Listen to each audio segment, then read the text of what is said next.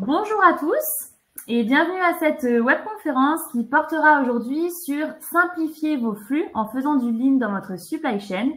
Donc pour ceux qui ne me connaissent pas, je me présente, je suis Camille Lambert, chargée de projet marketing au sein de la société XL Group.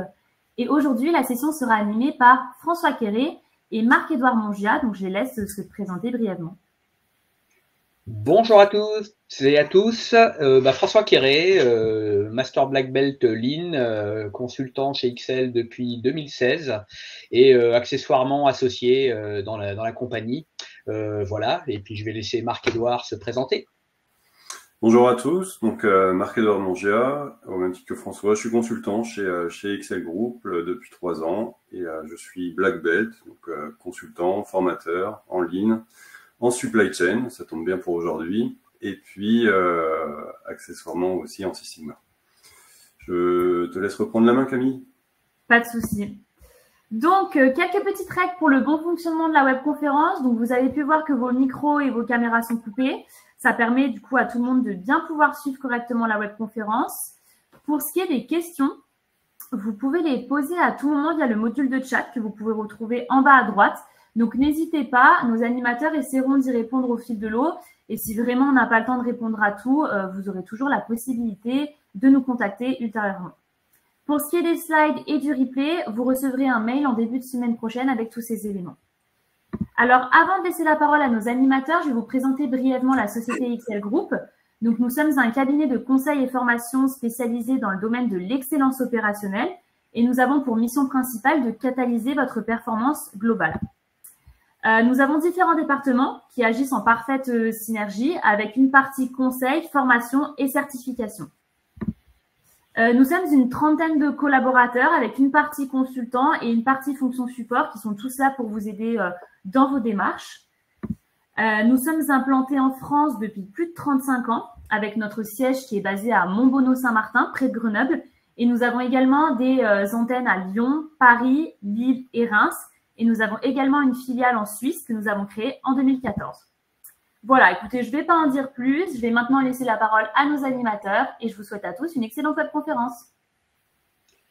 Merci Camille pour cette intro. En fait, on va déjà commencer par le sommaire. Donc, en fait, on va vous parler des fonctions de l'entreprise et notamment de la supply chain et comment elles se répartissent en général dans les entreprises. Et puis, on va rentrer un peu dans le vif du sujet sur différents secteurs de la supply chain. Souvent, on parle des fournisseurs comme étant le nerf de la guerre pour éviter toutes les ruptures et tout problème qualité. Donc, on vous montrera un peu comment associer vos fournisseurs, y compris pour simplifier vos flux en interne.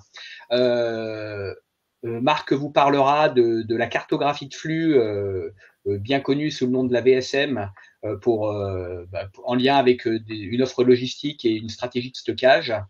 On vous parlera aussi de la synchronisation de votre chaîne de valeur avec la demande client. Et on verra que pour ça, il y a deux leviers principaux. Un, c'est d'être capacitaire. Donc, on parlera d'adéquation charge-capacité. Et puis, on parlera aussi de flux tiré, puisque le flux tiré, ça va vous aider à synchroniser aussi tous vos flux. Voilà. Et enfin, on finira en vous présentant notre offre de conseil sur le domaine de la supply chain et notre offre de formation sur ce sujet. Voilà. Donc, je vais laisser Marc introduire le sujet. Très bien, merci François. Donc, si on veut avoir déjà une vue un petit peu macro de notre supply, on va commencer par ça, puis petit à petit, on fera des focus sur les différentes parties prenantes, sur les différents éléments qui la composent. Donc, dans une entreprise plutôt classique, plutôt traditionnelle, on va dire, on retrouve différentes thématiques qui sont l'approvisionnement de la matière, qui vont elles-mêmes alimenter donc une usine pour de la production et de la transformation des produits. Une fois que ces éléments sont mis en stock en produits finis ou semi-finis, on va les expédier potentiellement sur une plateforme qui elle-même va les redistribuer à nos clients. Donc, une fois qu'on a posé ces éléments de manière très, très macro, on a besoin aussi de regarder le système de planification qui va avoir lieu autour de tout ça. Et ce qui se passe souvent, c'est que ces éléments se retrouvent un petit peu cloisonnés. Et ça, c'est les problématiques qu'on retrouve dans beaucoup d'entreprises. Donc, les éléments cloisonnés, je vous les partage, là, ils sont à gauche. On va retrouver potentiellement de la planification stratégique et tactique au niveau de la planification opérationnelle. Un système d'approvisionnement, donc matière à différentes étapes, d'accord, de la production, donc qui peuvent arriver au début, au milieu ou en fin de production, ça dépend un petit peu des besoins. On va retrouver aussi un magasin et une logistique opérationnelle, donc une logistique d'approvisionnement sur des flux assez courts. Et derrière, du transport. Donc du transport, ça peut être du transport par camion, par bateau, au niveau national et puis au niveau extérieur, au niveau international avec de l'import-export.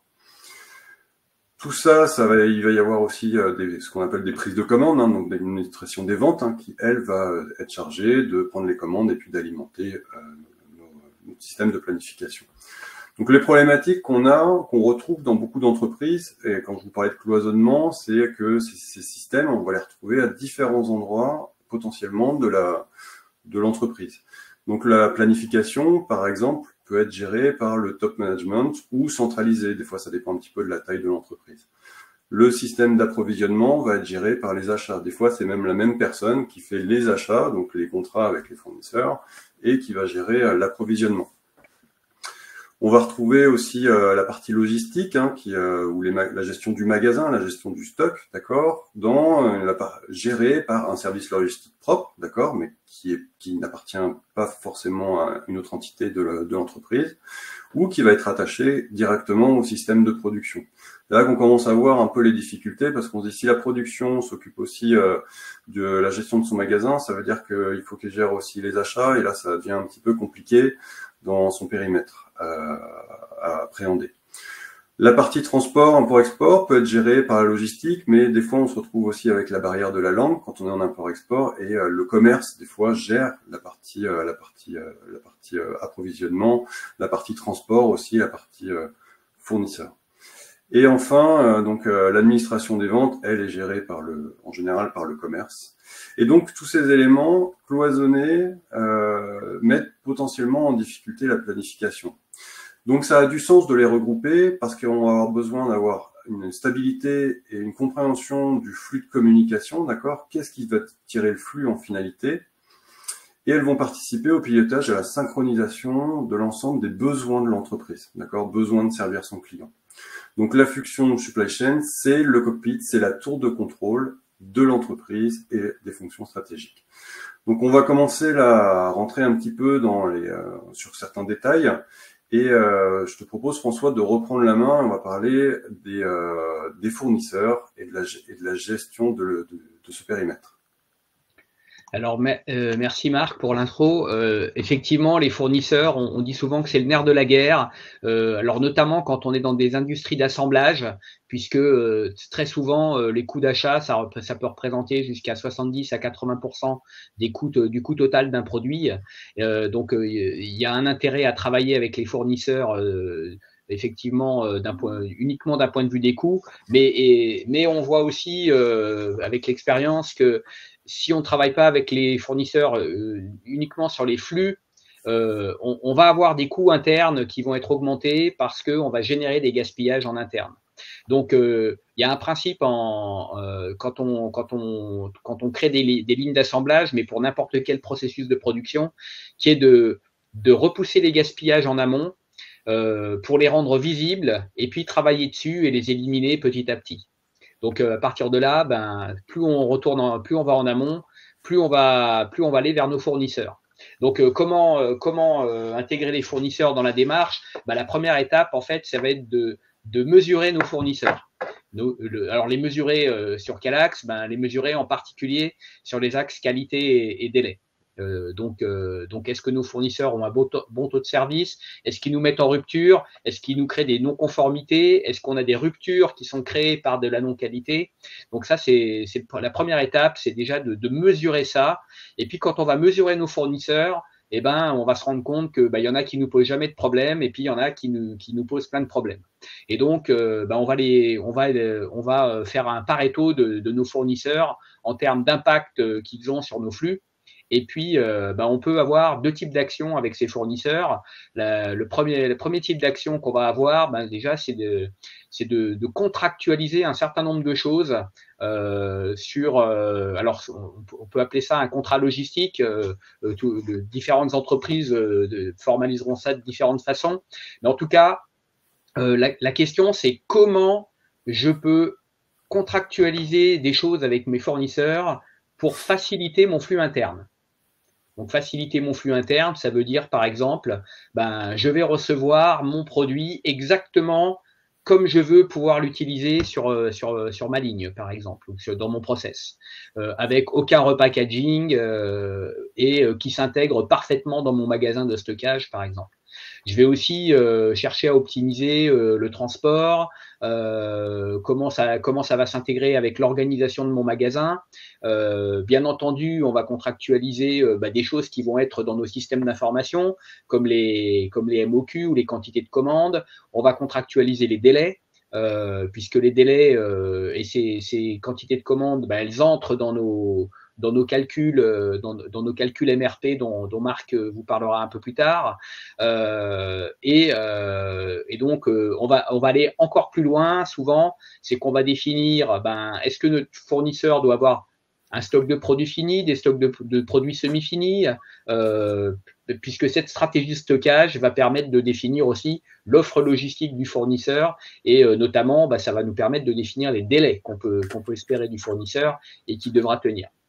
Un point qui est souvent problématique avec les fournisseurs aussi, c'est la gestion des prévisions. Donc la gestion des prévisions, ça veut dire qu'il y a tout un flux d'informations à créer avec le fournisseur quand c'est un nouveau fournisseur ou à améliorer quand c'est un fournisseur actuel. Le fournisseur aujourd'hui, la plupart du temps, on voit beaucoup de fournisseurs encore qui reçoivent des commandes et qui n'ont pas de prévision.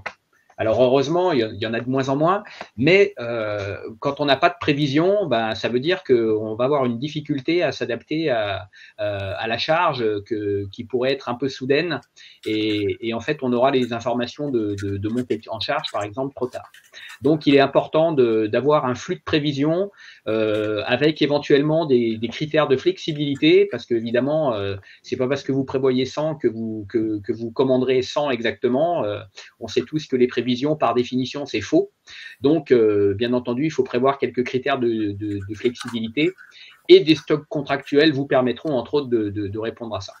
Voilà, on peut aussi contractualiser l'identification des produits, les documents à fournir. Et là, on peut aller sur l'axe qualité, des certificats de conformité, des certificats de contrôle, des choses comme ça. Dès qu'on est dans des industries avec des exigences qualité extrêmement importantes, bien entendu, on va exiger des documents liés à la qualité. On a mis 3 petits points sur ce slide pour dire qu'effectivement, on peut contractualiser beaucoup de choses. Donc, à retenir là-dessus, c'est que il y a beaucoup d'entreprises qui travaillent avec leurs fournisseurs juste avec des contrats d'achat, avec des volumes, des quantités, des prix. Et en fait, on peut aller beaucoup plus loin. Pour l'anecdote, il m'est arrivé de voir dans des PME, par exemple, des produits qui étaient livrés où il n'y avait aucune identification du produit une fois que le produit était déballé. Donc, on imagine bien que pour les gens dans l'entreprise, c'était pas évident de reconnaître les produits. Donc ça, c'est le premier point, ça va être de standardiser la relation qu'on a avec notre fournisseur. Si on a une bonne relation avec notre fournisseur en bon partenariat, on peut aller plus loin et puis on peut aller aider notre fournisseur à améliorer son flux. Et donc là, l'idée, c'est d'aller faire du diagnostic chez vos fournisseurs. Et quand on va faire du diagnostic, on va par exemple cartographier les flux. Et c'est là qu'on va comprendre pourquoi notre fournisseur est tout le temps en retard, pourquoi il n'arrive pas à accélérer quand on augmente un petit peu les volumes, et pourquoi dès qu'on augmente les volumes, les délais s'allongent, etc., etc. Donc, alors, l'intérêt de faire toute cette démarche, en fait, avec les fournisseurs, ça va être de dire, on va avoir moins de ruptures grâce à des délais fiables. Donc, forcément, on va fluidifier notre flux interne, moins de stock avec des tailles de lot optimisées, des délais raccourcis. Ça va être le résultat de nos contrats logistiques, de nos diagnostics et puis des actions qu'on aura menées conjointement avec eux. Moins de gaspillage interne grâce à une simplification du pilotage également, parce que si on a bien défini la relation avec le fournisseur, ben on va avoir un pilotage très fluide avec eux. Et puis après, sur l'aspect plus physique, moins de gaspillage en termes de reconditionnement, de reprise de charge, et puis moins de reprises internes liées à des ruptures ou liées à de la non-qualité. Voilà.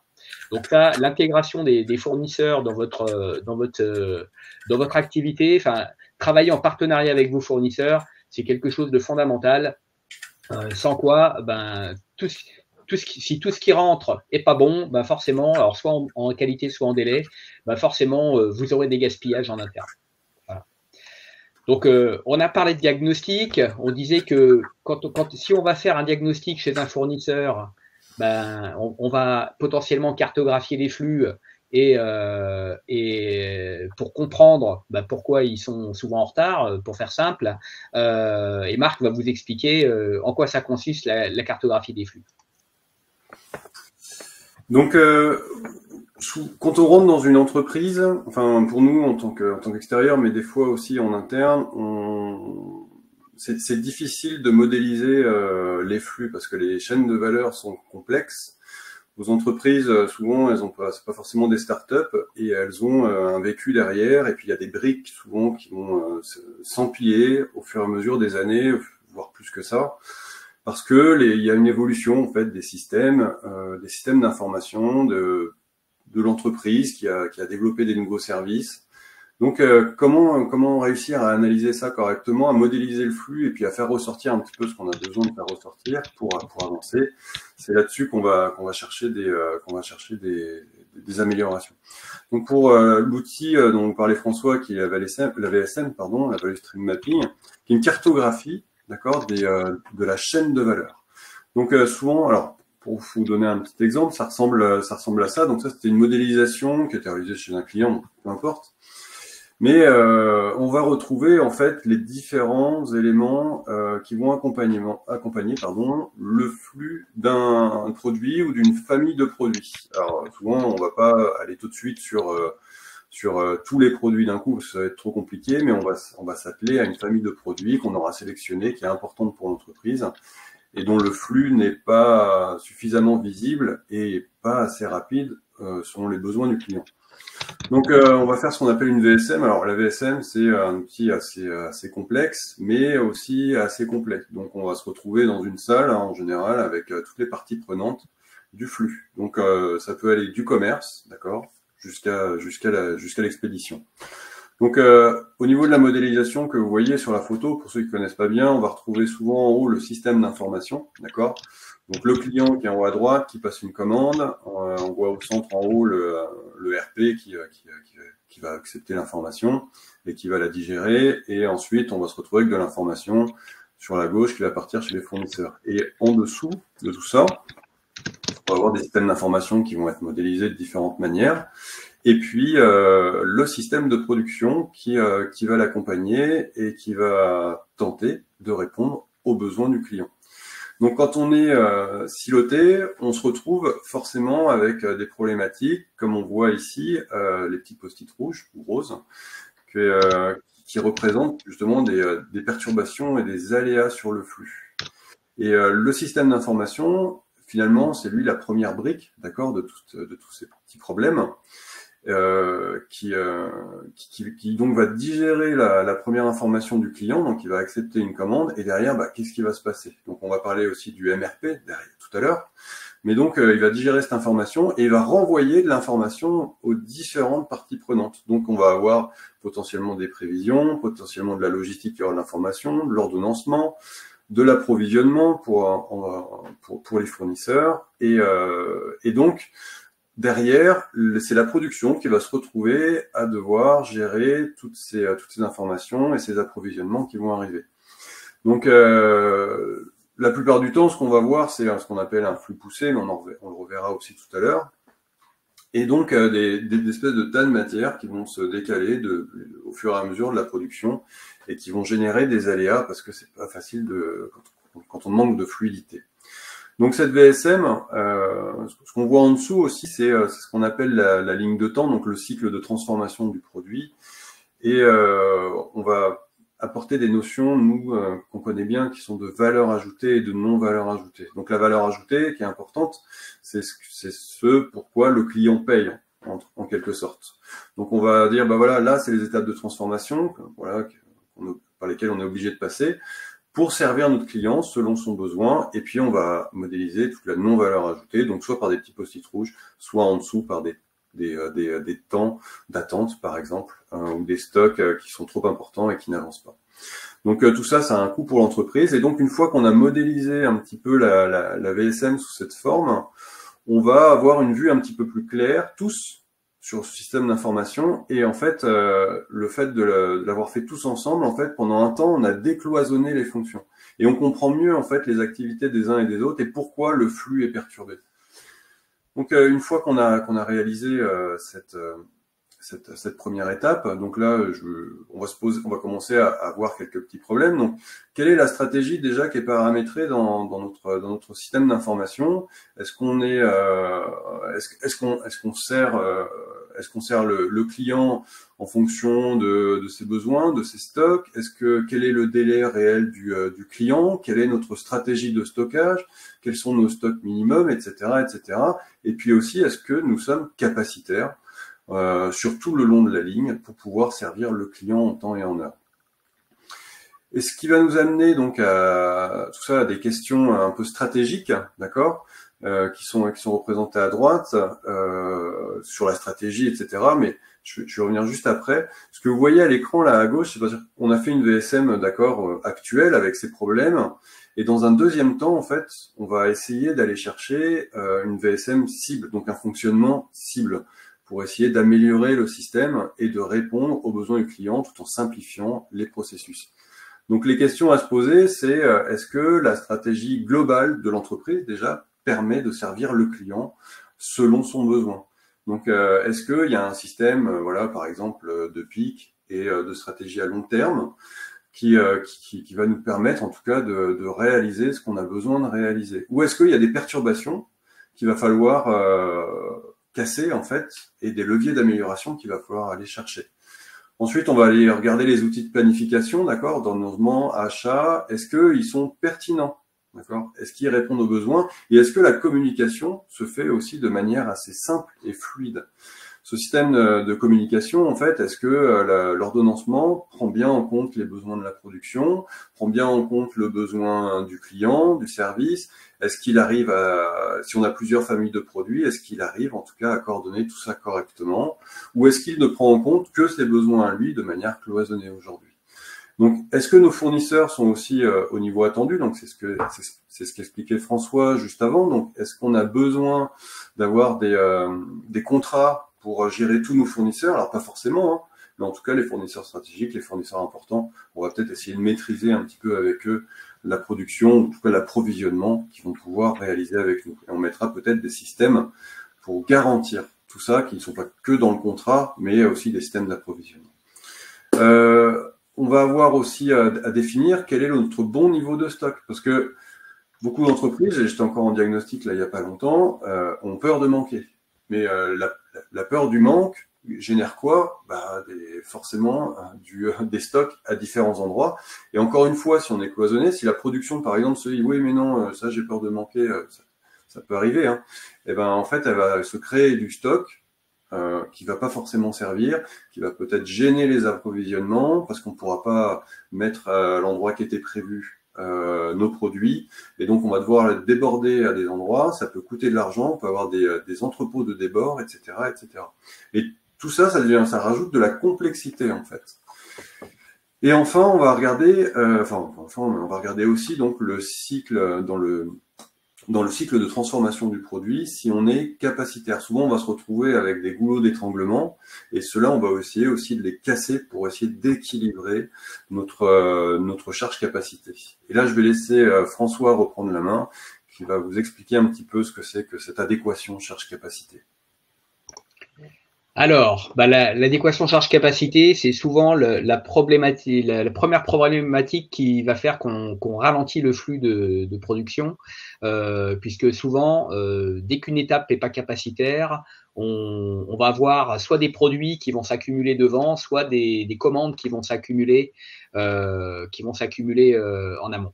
Donc, alors la difficulté de l'adéquation charge-capacité, c'est que on a souvent besoin de prévisions. Donc les prévisions, c'est ce que vous voyez. Des prévisions, c'est indispensable. En revanche, il faut juste avoir en tête que c'est faux et que surtout, c'est des moyennes en fait. Donc on va avoir des prévisions annuelles, on va avoir des prévisions trimestrielles, des prévisions mensuelles. Sauf que la vraie vie, c'est pas ça, ça va être plutôt ça. Et donc, ça veut dire qu'il va falloir qu'on s'adapte à différents niveaux parce qu'on peut avoir une prévision annuelle, même si elle était juste, tous les mois, ça va être un peu différent. Et puis, on peut avoir une prévision mensuelle parfaitement juste, mais en imaginant qu'elle puisse l'être. Par contre, tous les jours, ça va être un peu différent. Et donc, on va avoir besoin de processus de planification qui vont regarder à des horizons différents. Parce qu'il va falloir s'adapter tous les jours, toutes les semaines. Il va falloir s'adapter tous les mois à un horizon un peu plus lointain. Puis il va surtout falloir se préparer aux prévisions qu'on a définies pour dans 1, 2, 3, 4 ans, 5 ans. Donc c'est des processus de planification différents qui vont nous aider à prendre des actions qui vont se mettre en place dans des horizons différents. Hein. Donc, pour faire très simple, un horizon moyen long terme, ça va être plutôt, je vais investir sur une machine, je vais mettre une nouvelle ligne de production en place. Donc ça peut me prendre, selon la complexité, de 6 mois à plusieurs années. Et puis à très court terme, tout à fait à l'opposé, si j'ai des gens qui sont polyvalents, en 5 minutes, je peux décider de transférer quelqu'un d'un atelier à un autre.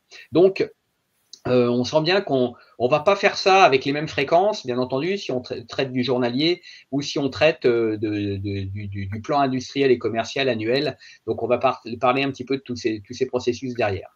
Alors, pour commencer, déjà, pour planifier de l'adéquation charge-capacité, pour commencer, il va déjà falloir modéliser votre capacité. On voit de très nombreux clients qui, en fait, sont pas très clairs sur quels sont les leviers de variation de leur capacité. Souvent, alors pas plus tard que cette semaine, j'ai été confronté à des gens qui avaient des temps rentrés dans leur ERP qui étaient des temps qui prenaient à la fois du temps humain, du temps machine, mais qui étaient en temps masqué, mais pas tout à fait. Donc, vous imaginez que c'est pas tout à fait évident avec ça de modéliser de la capacité. Donc, ça veut dire qu'il faut vraiment bien définir les leviers de variation de la capacité. Donc, pour ça, il faut savoir, il faut quasiment avoir des formules mathématiques qui permettent de dire, en fonction de tel facteur, on va faire varier notre capacité. Donc ça, souvent, c'est pas un acquis dans toutes les entreprises. Et il y a des process qui sont assez complexes où c'est en plus un exercice pas évident du tout. Ensuite, ce qui est important, c'est une fois qu'on a nos leviers de variation de capacité, c'est de bien identifier à quel délai on peut les activer, ces leviers de variation. Rajouter une personne dans un atelier, si on a quelqu'un de polyvalent à côté, ça peut prendre 5 minutes. En revanche, rajouter 10 personnes dans un atelier, là, on sent bien que ça va être un petit peu plus long. Et puis, construire une nouvelle ligne de production, ça va être encore plus long. Donc déjà, c'est avoir bien modélisé tout ça. Et à partir de là, on est capable de dire, en fonction de tous nos paramètres et avec ce qu'on voit dans le futur sur nos capacités, voilà notre capacité future. À partir de là, une fois qu'on a mis ça en place, il va falloir mettre en place des processus qu'on va faire, qu'on va opérer ou exécuter tous les jours, toutes les semaines, tous les mois, tous les trimestres. Hein. Et dans ces processus, alors je vais plutôt me focaliser sur les processus moyen-long terme. La première chose sur laquelle il va falloir se mettre d'accord, c'est de se mettre d'accord sur le scénario de demande. C'est quoi la demande client? Donc la demande client, ça souvent ça vient de prévision. La difficulté dans les prévisions, c'est que souvent, ben, certains n'y croient pas, certains disent mais non, mais d'habitude c'est pas comme ça, donc on va faire comme on le sent nous, etc. Donc là, ça c'est le meilleur moyen ben, on va dire d'avoir des conflits dans l'entreprise si jamais ça se passe comme c'était prévu ou alors si ça se passe autrement, etc. Parce que tout le monde va dire bah, je te l'avais dit, etc. Donc c'est important en amont d'avoir un consensus sur le scénario de demande. Donc ce consensus, ben, il faut l'obtenir entre la fonction commerce et puis les fonctions opérationnelles, on va dire. Et ça, souvent, alors dans les entreprises vraiment bien structurées sur ces processus, alors processus qu'on appelle souvent en anglais SNOP, comme Sales and Operation Planning, qu'on va appeler en français PIC PDP, PIC comme plan industriel et commercial, PDP comme plan directeur de production, le PIC étant à plus long terme que le PDP. Donc là, souvent, on va appeler ça des revues de la demande ou demand review en anglais. À partir de là, si on est bien clair sur le scénario de demande, bah là, on peut faire ce qu'on appelle une supply review, ou alors c'est là qu'on va définir les scénarios de capacité qu'on va mettre en œuvre pour répondre à cette demande. Et là, il pourra y avoir des ajustements. Ben, on a 100 de capacité, la demande c'est 120, ben, on va se mettre d'accord, on dit qu'on peut atteindre 110, on se met d'accord là-dessus et puis on dit que ça va être ça le scénario. Ce qui est important dans ces processus, et c'est souvent la faiblesse de ces processus, c'est que souvent les plans d'action sont pas suffisamment suivis, il y a pas les décisions sont pas réellement enregistrées et finalement, ben en fait, on n'exécute pas comme on a dit qu'on allait exécuter. Donc ça, c'est des processus qu'il faut bien mettre en place et surtout bien les exécuter tous les mois, tous les trimestres, selon la périodicité que vous allez définir. Donc les processus PIC PDP ou SNOP. Après, ben, je vous montrais dans le graphique juste avant, ben, tous les jours, c'est encore quelque chose de différent.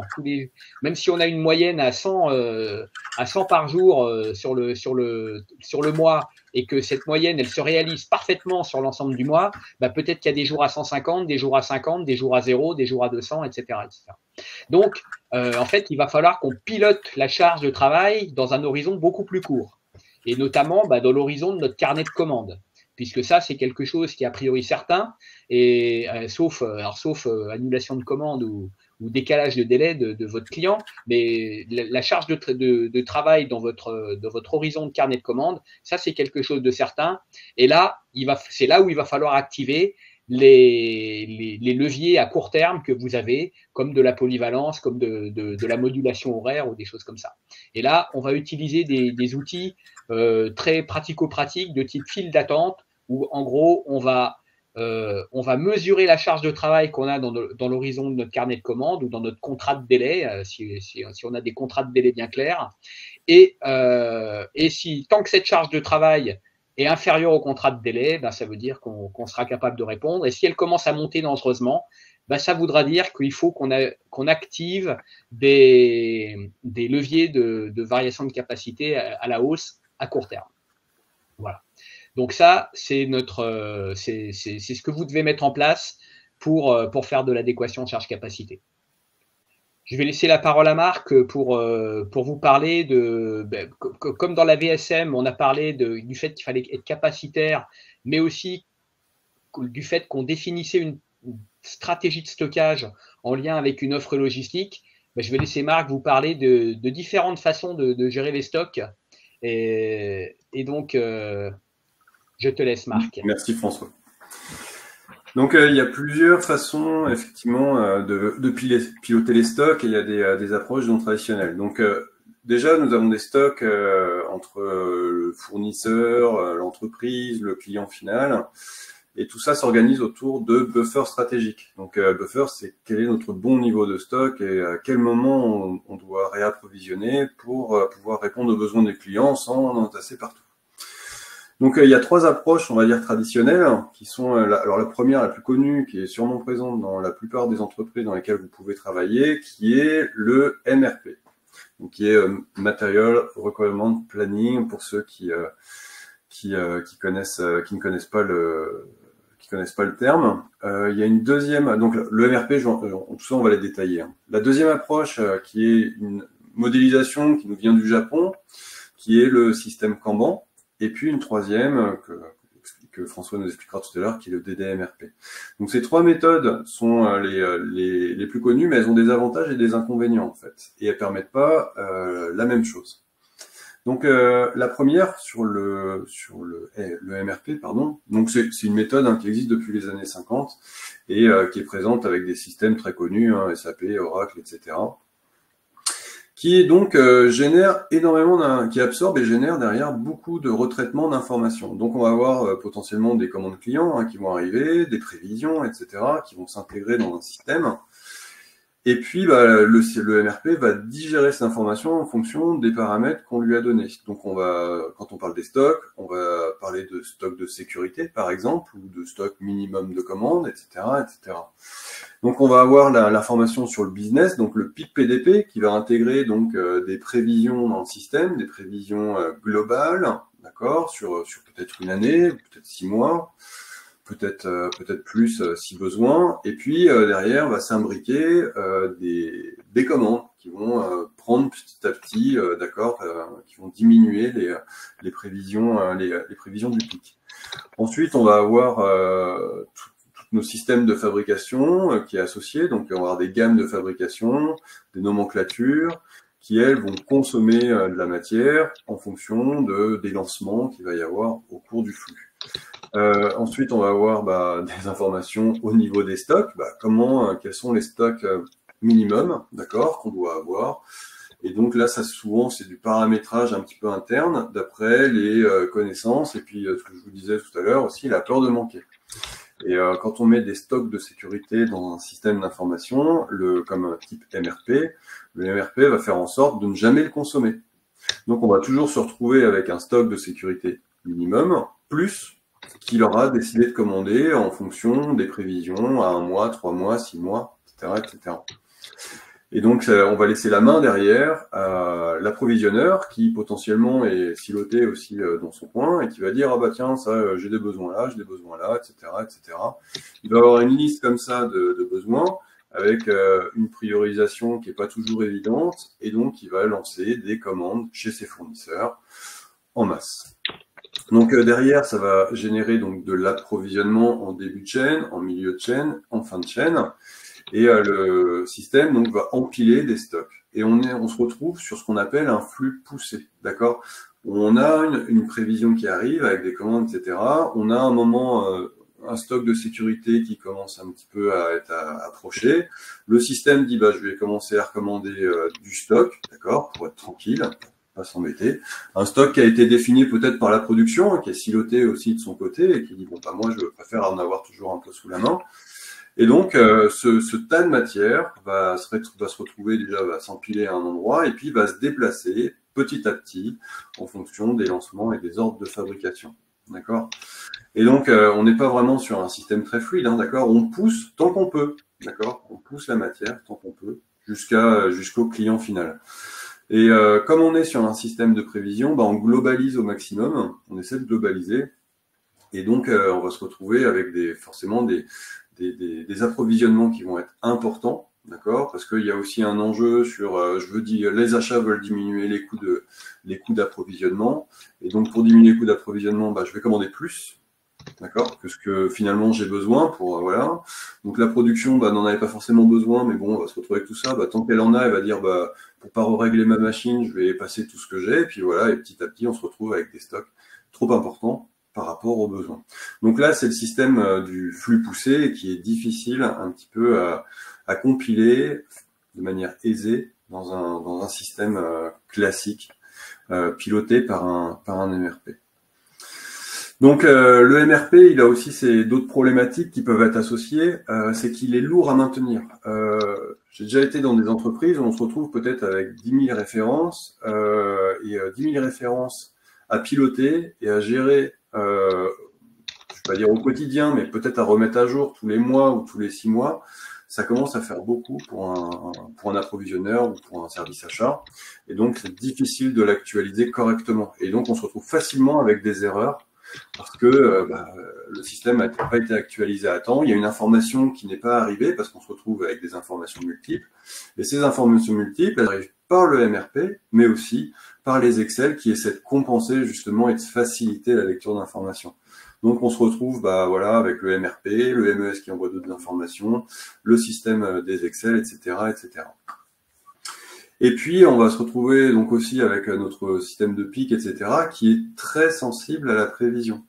Donc, dès que les prévisions évoluent, changent, eh ben, ça relance des commandes. Donc, c'est un système qui est assez réactif, mais très en amont. Et donc, avec toutes les problématiques que je vous disais juste avant, ça va peut-être relancer des commandes de manière aberrante.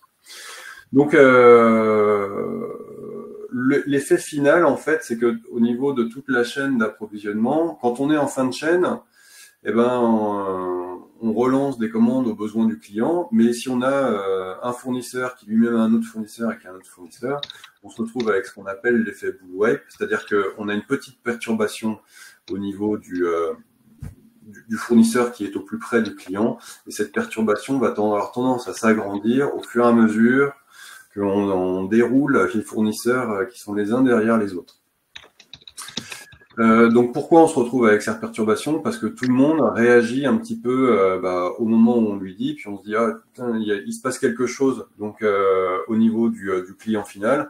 Donc il y a peut-être une promotion, mais une promotion que le client a décidé de lancer, mais tout le monde n'est pas au courant de la promotion et on se dit ah bah tiens là, finalement la demande change, ça veut dire que peut-être il faut que je commande plus pour pouvoir au niveau du fournisseur pour pouvoir alimenter le client final.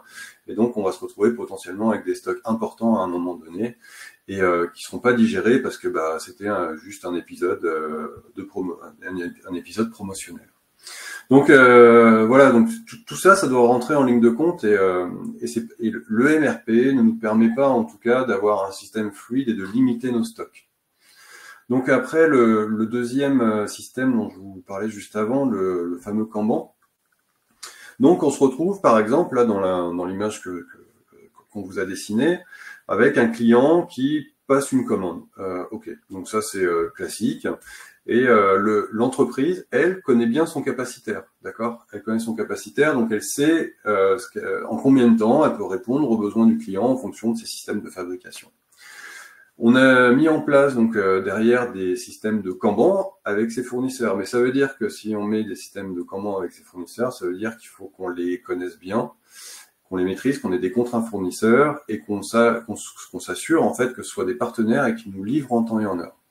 Donc la construction des Kanban est, on va dire, peut être assez complexe, peut être simple ou complexe, ça dépend un petit peu de ce qu'on va aller chercher, mais pour ceux qui connaissent pas, donc sur ce que vous voyez là à gauche de la manufacture, on retrouve donc des systèmes de Kanban qui en fait modélisent des emplacements de stockage, si je veux faire simple, d'accord. Donc tant qu'on est dans le vert pour l'entreprise, pour la manufacture, tout va bien, il n'y a pas besoin de recommander. Dès qu'on descend dans l'orange, ça veut dire que là il y a les emplacements de stock commencent à être limités, donc là il faut recommander, mais normalement on a assez de matière pour continuer à fabriquer tranquillement pour son client, mais on a relancé une commande chez le fournisseur parce qu'on sait qu'il va nous livrer en temps et en heure, qu'on va pas arriver dans le rouge. Et puis on se retrouve donc, mais tout ça tous ces Kanban vont être calculés et en fait on va avoir donc des Kanban qui vont être différents en fonction des fournisseurs. On va avoir des Kanban qui sont plutôt on va dire à court ou moyen terme. Donc par exemple, l'exemple du dessous, on a le fournisseur d'emballage, d'accord, qui fournit la manufacture. Donc lui, il a une zone verte qui est assez courte, d'accord, mais parce qu'on sait que ce fournisseur est capable de nous livrer très rapidement, peut-être au jour le jour, au besoin. Donc si on est capable, par exemple, d'être livré au jour le jour, et qu'on a confiance en notre fournisseur, et que le fournisseur a confiance aussi en nous pour lui passer des commandes assez régulières, eh ben, on est capable de limiter donc notre stock. Donc le but du Kanban, c'est quand même de limiter notre stock, mais il a aussi des problèmes inhérents à son fonctionnement. Et donc ces problèmes que je vous montre ici, c'est que la demande de votre client doit être quand même assez régulière et stable.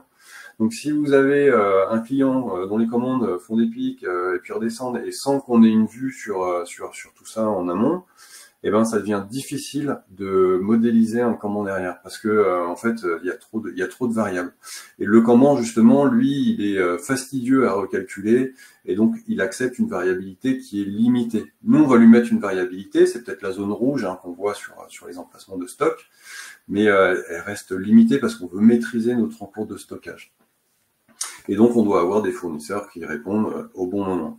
Donc, en fait, le Kanban, ça reste quand même des boucles assez courtes, d'accord, en termes de timing, mais ça n'accepte pas trop la variabilité. Donc, si vous commencez à avoir, par exemple, des fournisseurs ou qui sont à l'autre bout du monde ou qui sont pas capables de respecter vos besoins, ou alors un client qui a une forte variabilité dans sa demande, le Kanban ne tiendra pas très longtemps parce qu'il faudrait presque le recalculer tous les jours. Et recalculer un Kanban tous les jours, ça va être assez compliqué. Donc, ce qu'on va avoir derrière, et là je vais laisser la main à François, c'est un système d'information, donc le DDMRP, et ça répondra peut-être aux questions qui avaient été posées tout à l'heure sur c'est quoi, est-ce qu'on a des systèmes d'information qui nous permettent justement de nous faciliter les approvisionnements. Je vais laisser la main à François pour vous expliquer ça, qui est notre spécialiste DDMRP chez nous. Bien. Donc en fait, pour résumer, on a dit que le MRP, c'était un système qui pouvait traiter un énorme paquet de données. Par contre, c'est un système qui a été designé dans les années 60, qui a été déployé massivement dans les années 70-80 et qui à une époque où le business était beaucoup moins volatile qu'aujourd'hui. Et c'est un système qui est très sensible à la qualité des prévisions. D'un autre côté, on a le Kanban qui là fait du vrai flux tiré, mais qui marchera bien si on a une demande stable et des délais courts. Ça veut dire que dans les cas que si on n'est ni en délai court ni avec une demande stable, ça risque de pas très bien marcher. Donc en général, on va rester en MRP, avec le risque que les prévisions soient pas bonnes. Alors que le Kanban, en revanche, lui, n'est pas du tout sensible à la qualité des prévisions, sauf pour son calcul initial, puisque la prévision n'intervient pas dans le calcul de besoin du Kanban, c'est juste un réapprovisionnement sur seuil. Alors maintenant, on a le Demand Driven Institute aux États-Unis qui a mis au point depuis presque une quinzaine d'années une nouvelle méthodologie de planification et d'exécution qui s'appelle DDMRP. Alors, vous avez du coup l'acronyme MRP qui s'affiche là, Material Requirement Planning, et on a mis devant DD comme Demand Driven, donc piloté par la demande en fait. Et donc on va voir que c'est un système qui va faire un peu une synthèse entre les deux, et par contre qui va vous rendre moins sensible à la qualité de vos prévisions ou à la non-qualité de vos prévisions, on va dire, et qui se rapproche d'un Kanban hyper flexible, puisqu'il va être recalculable tous les jours, en fait. Donc, c'est une méthodologie de planification qui se met en place en 5 grandes étapes, et on va les passer en revue, ces 5 grandes étapes. Alors, première étape, déjà, c'est une décision stratégique qu'il va falloir faire, c'est qu'on va définir le positionnement stratégique, on va définir le positionnement de nos stocks. Alors, le positionnement de vos stocks, ça peut être, on parlait de fournisseurs tout à l'heure, on pourrait définir ça avec vos fournisseurs. Est-ce qu'on met du semi-fini, à quel niveau de semi-fini? Mais on va aussi définir à l'intérieur de notre usine, à quel niveau de semi-fini, à quel endroit où des flux se rejoignent, par exemple, je veux mettre du stock. Mais on va aussi potentiellement définir ça dans notre réseau de distribution.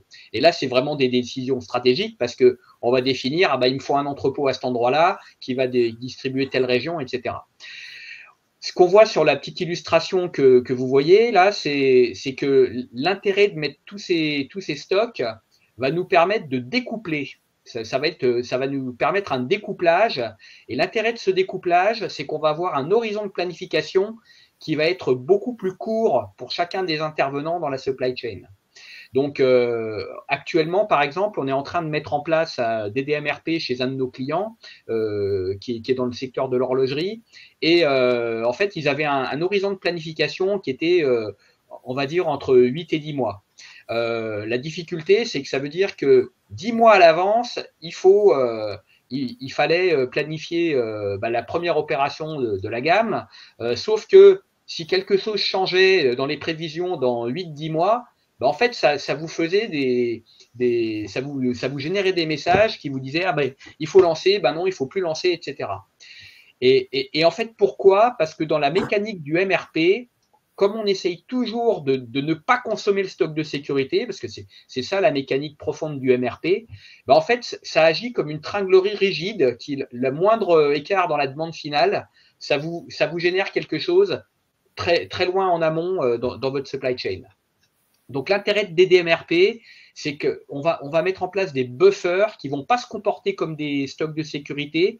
Ça va être plus proche de Kanban, sauf que vous allez voir que c'est des Kanban recalculables à la fréquence qu'on veut et notamment tous les jours. Voilà. Donc, ça veut dire que ça va se comporter, les stocks vont se comporter comme de vrais amortisseurs. Et entre deux stocks qu'on aura définis, or deux buffers, parce que c'est ça le vocabulaire, on verra que le buffer, ça ne se limite pas au stock. Eh bien, vous allez avoir une variabilité du coup qui va se propager, qui va être beaucoup plus faible, en fait. Et donc, et pourquoi la variabilité va être beaucoup plus faible? Parce qu'on va se baser sur des informations beaucoup plus pertinentes, puisqu'elles seront à beaucoup plus court terme. Une fois qu'on a dit ça, donc on a positionné nos buffers dans notre supply chain ou juste dans notre usine. Donc, c'est ce qu'on a fait avec notre client chez qui on est en train de mettre ça en place. Et on a défini un certain nombre d'étapes du process auquel on allait mettre du stock. Donc, là, l'intérêt, c'est qu'au lieu de planifier à 8-9 mois, on va planifier jamais à plus de 3 mois. Et comme ce client a un carnet de commandes qui est entre 4 et 12 mois selon les clients, en fait, on planifie que basé sur de la demande ferme. Donc ça, c'est quelque chose déjà qui va être très puissant. Alors, le positionnement stratégique des stocks, c'est pas ça qui est particulièrement innovant. Par contre, c'est le caractère découplant du buffer, ce qui n'est pas du tout le cas d'un stock de sécurité en MRP. Donc ensuite, la deuxième étape, ça va être de dimensionner nos buffers. Donc, nos buffers, ils vont être dimensionnés avec du vert, du jaune et du rouge.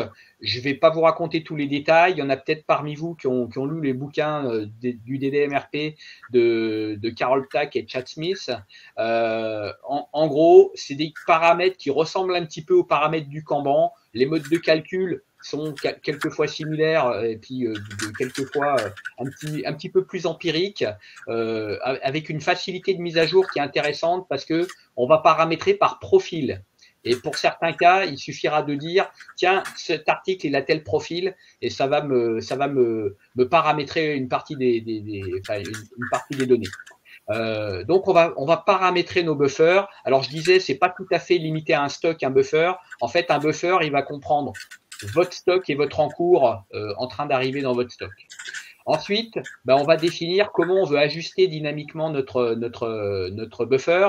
Et c'est là qu'on voit ce qui est assez puissant et ce qui va rendre que votre buffer beaucoup plus robuste qu'un Kanban, par exemple, même si la demande est très variable, c'est que votre buffer, il va se recalculer tous les jours en fonction de la demande client qu'on voit à court terme ou à plus ou moins long terme à définir chez le client chez qui on est en train de mettre ça en place, par exemple. On regarde à quelques semaines comment se comporte la demande et on va réactualiser notre buffer en fonction. Donc, c'est comme si on recalculait, si une équipe méthode se remettait à calculer les Kanban tous les jours. Donc ça, c'est bien entendu, on ne va pas revoir nos profils de buffer tous les jours, on ne va pas revoir tous nos paramètres tous les jours. Donc ça va plutôt être des décisions qu'on va prendre dans un horizon tactique et pas stratégique. Et donc, ça veut dire que ces paramètres de buffer, bien entendu, il faudra qu'ils soient sous surveillance. Et ce qui est intéressant dans le DDMRP, c'est qu'on a des solutions informatiques qui permettent de monitorer tous ces paramètres et de voir leur pertinence de façon extrêmement visuelle. Et puis le dernier point, les deux derniers points, ça va être l'exécution. Donc là, on va être à court terme. Donc, tout d'abord, il va y avoir le calcul des besoins qui va se faire avec une équation de flux, ce qu'on appelle une équation de flux, qui va être un petit peu différente, qui va être différente qui va être plus proche